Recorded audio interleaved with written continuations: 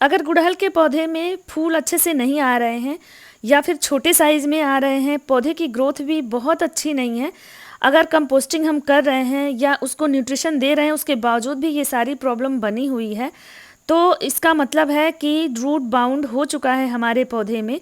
तो अब इसको रिपोर्ट करने का टाइम आ गया है। तो अभी सितंबर अक्टूबर में आप इसको रिपोर्ट कर दीजिए, ताकि बहुत सारे त्यौहार आने वाले हैं जिनमें इन फूलों का हम बहुत ज़्यादा यूज़ करते हैं। तो चलिए पहले इसके लिए हम लोग सॉइल मिक्स तैयार कर लेते हैं। तो हेलो दोस्तों, कैसे हैं आप सभी? उम्मीद करती हूँ गार्डनिंग करके आप सभी लोग बहुत हैप्पी होंगे। तो 14 इंच के गमलों में लगे हुए 2 पौधों को रिपोर्ट करना है हिबिस्कस के। उसके लिए यहाँ पे सॉइल मिक्स मैं बना रही हूँ। सॉइल मिक्स में मैंने किचन वेस्ट कंपोस्ट का एक हिस्सा रखा है, एक हिस्सा सॉइल है और एक हिस्सा मैंने सैंड मिलाया है।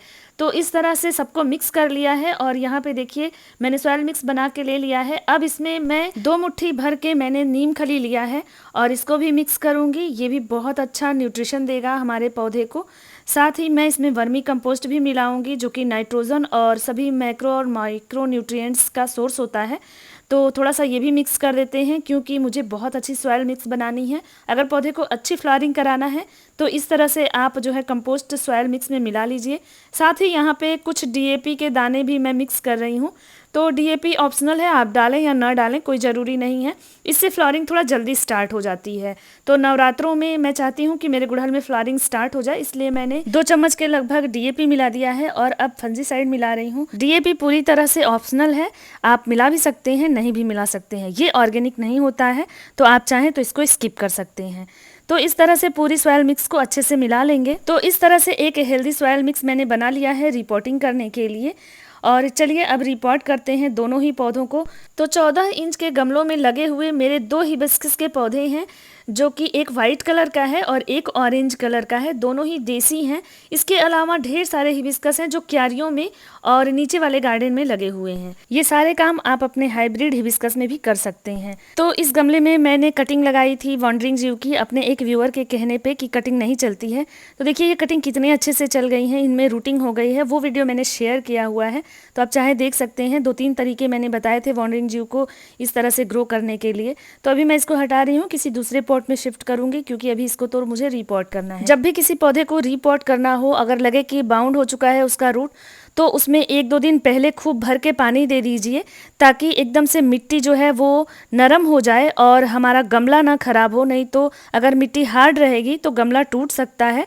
तो इसलिए पहले पानी ज़रूर दें। हमारे तरफ तो बारिश हो रही है, जिससे कि इन गमलों में ऑलरेडी पानी था और बहुत अच्छे से जो है मिट्टी इसकी गीली है। फिर भी रूट इतनी ज़्यादा बाउंड हो चुकी है पौधे की कि इसको निकालना मुश्किल हो रहा था। तो चलिए पहले मैं नीचे नीचे से ना इनकी कटिंग कर देती हूँ।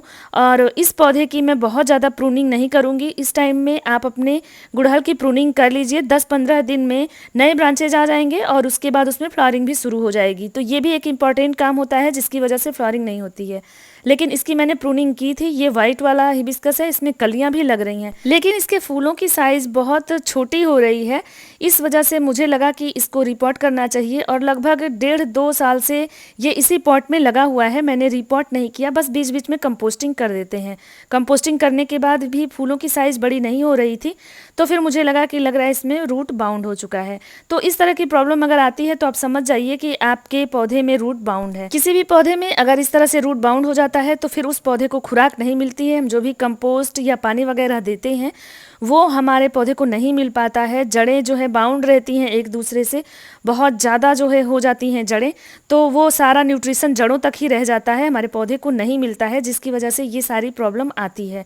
तो इसलिए साल 2 साल पे अपने पौधे को रिपोर्ट ज़रूर कर देना चाहिए। ये देखिए कितनी जो है रूट हेयर्स फैली हुई हैं एकदम ऊपर तक। अभी ऊपर की मिट्टी मैंने निकाली है, तो अब इसको मुझे निकालना है। और देखिए ये टस से मस नहीं हो रहा है पौधा। तो चलिए अब इस तरह से इस पौधे को हम निकालेंगे। गमले को मैंने ऐसे पलट दिया है और इसके बाद अब इसको एकदम आराम से मैं इस तरह से ठोक पीट के करूँगी, ताकि मिट्टी और जो जड़ें हैं वो हमारे पूरे गमले को छोड़ दें और उसके बाद हम इसको निकालेंगे। तो देखिए मैं आपको एक आइडिया भी बता रही हूँ, इस तरह से आप अपने पौधे को निकाल सकते हैं।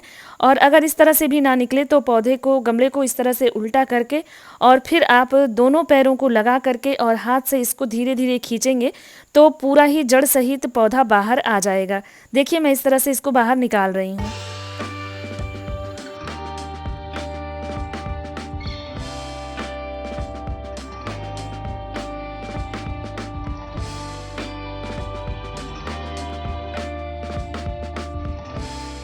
तो इस तरह से देखिए पूरा पौधा बाहर आ गया है और हमारे गमले को भी कोई नुकसान नहीं हुआ है।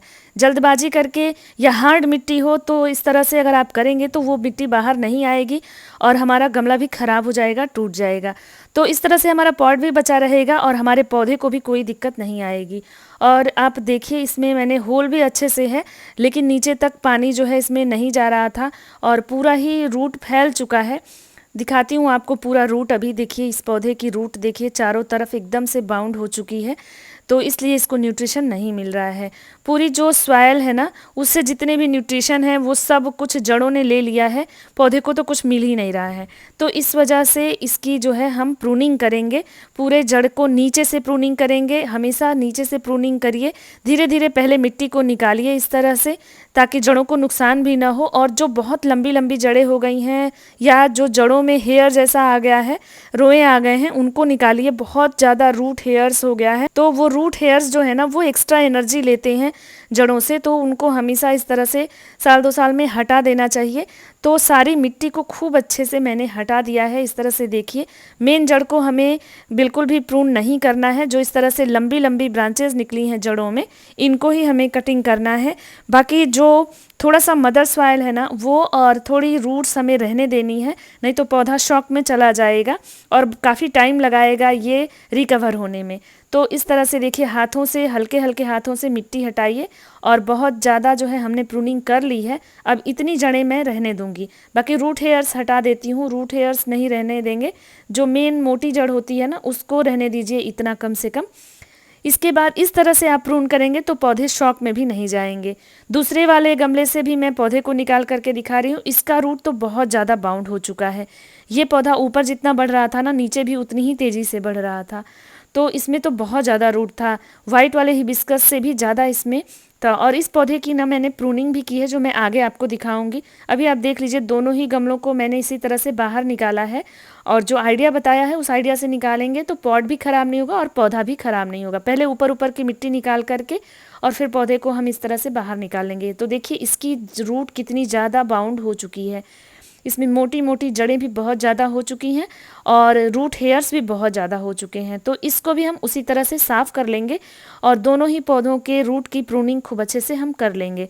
तो इस तरह से प्रून करने के बाद ना पौधा अच्छा हो जाएगा, और जब भी हम इसको जो सॉइल मिक्स बनाए हैं उसमें रिपोर्ट करेंगे तो अच्छी खुराक मिलेगी। तो देखिए इस पौधे की नीचे की जो जड़ें हैं या नीचे की जो सॉइल है ना, उसमें पानी नहीं जा रहा है, नीचे तक पानी नहीं जा रहा है गमले में। तो जाहिर सी बात है कि पौधे में फ्लावरिंग अच्छी नहीं होगी। तो अब इस मिट्टी को, वैसे तो ये मिट्टी बहुत हेल्दी नहीं रह गई है, आप चाहें तो इसको थोड़ा धूप में सुखा लीजिए। सारे रूट हेयर्स को कोशिश करिए जितना ज़्यादा से ज़्यादा आप निकाल सकें, निकाल करके थोड़ा धूप दिखा दीजिए। हमारी तरफ धूप होने की उम्मीद कम है और समय भी नहीं है, तो मैं अभी तो इसी में जो है थोड़ा सा काम करूँगी। सारे रूट हेयर्स कोशिश किया है निकाल दूँ, जितना ज़्यादा से ज़्यादा निकल जाए। इसके बाद इस मिट्टी में थोड़ा फंजीसाइड मिला रही हूँ।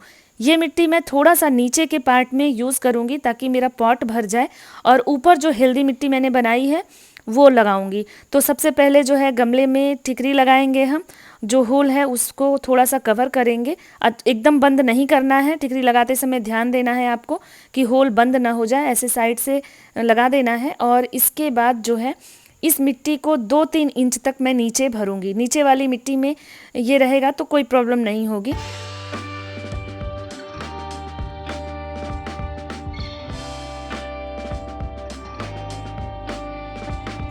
3 इंच के बाद 2 इंच के लगभग मैं अपनी जो सॉइल मिक्स मैंने हेल्दी वाला बनाया है, ये सॉइल मिक्स डालूंगी ताकि जड़ों के पास ये वाली मिट्टी रहे।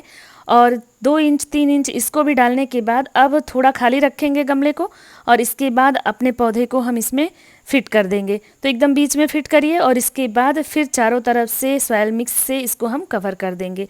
तो पूरे गमले को अच्छे से सॉइल मिक्स से भरेंगे और लगभग 1 इंच तक पॉट को खाली रखेंगे वाटरिंग के लिए। तो इस तरह से रिपोर्ट कर दीजिए पौधे को, और इसके बाद जो है इसमें अच्छे से पानी दे देंगे भर के। और पौधे को हम सेमी शेड में रखेंगे, क्योंकि अभी धूप में नहीं रखना है। सेमी शेड में रहेगा कम से कम 5 से 7 दिनों तक। 5 से 7 दिनों के बाद हम इसको धूप में शिफ्ट करेंगे। तब तक हमें पता भी चल जाएगा कि हमारा पौधा जो है वो अब कवर कर चुका है, मतलब उसमें ग्रोइंग शुरू हो गई है। ये दूसरा वाला पौधा है, तो इसको मैंने अच्छे से प्रून किया है, अच्छे से कटिंग कर दी है पूरा ऊपर से, ताकि ये पौधा बहुत ज़्यादा ऊंचा ना जाए और एक शेप में मेंटेन रहे। तो टाइम टू टाइम इस तरह से हमें प्रूनिंग करनी है। इसके बाद मैंने दोनों पौधों में अच्छे से वाटरिंग करके और इसको सेमी शेड एरिया में रख दिया है। यहाँ पे जो ग्रीन सीट वाला हमारा एरिया है उसमें मैंने रख दिया है। यहाँ सुबह शाम की थोड़ी थोड़ी धूप आती है, 1-1 घंटे की, पूरे दिन यहाँ पे छाया रहती है। तो देखिए ये पौधा कुछ इस तरह से था, साइड में मैं आपको दिखा रही हूँ। और अब मैंने इसको अच्छे से प्रून करके और इसकी रिपोर्टिंग कर दी है। तो ये 2 पौधों की अच्छे से रिपोर्टिंग कर दी है। इसके बाद अब हम इसमें लिक्विड कंपोस्ट देंगे, जो कि मैं नेक्स्ट वीडियो में आपके साथ शेयर करूँगी, जो मैं अपने क्यारी वाले पौधों में भी दूंगी, जिससे कि उनमें फ्लोरिंग अच्छी होगी। तो इस तरह के इन्फॉर्मेटिव वीडियो देखने के लिए वीडियो को लाइक कर दीजिए, चैनल को सब्सक्राइब कर लीजिए अगर नए हैं तो, और अपने गार्डनिंग दोस्तों में इसको शेयर करिए ताकि उनको भी इन्फॉर्मेशन मिल सके। अगर इस वीडियो को आप फेसबुक प्रोफाइल पे देख रहे हैं मेरे, तो यहाँ भी आप लोग फॉलो कर लीजिए और जुड़ जाइए, ताकि आपको नई इन्फॉर्मेटिव वीडियोस मिलती रहे गार्डनिंग से रिलेटेड। शेयर खूब ढेर सारा करिए, जिनको भी गार्डनिंग पसंद है उन सब लोगों को शेयर करिए वीडियो, और लाइक कर दीजिएगा, लाइक करना बिल्कुल मत भूलिए। तो फिर मिलते हैं एक नए इन्फॉर्मेशन के साथ, तब तक के लिए थैंक यू, बाय बाय।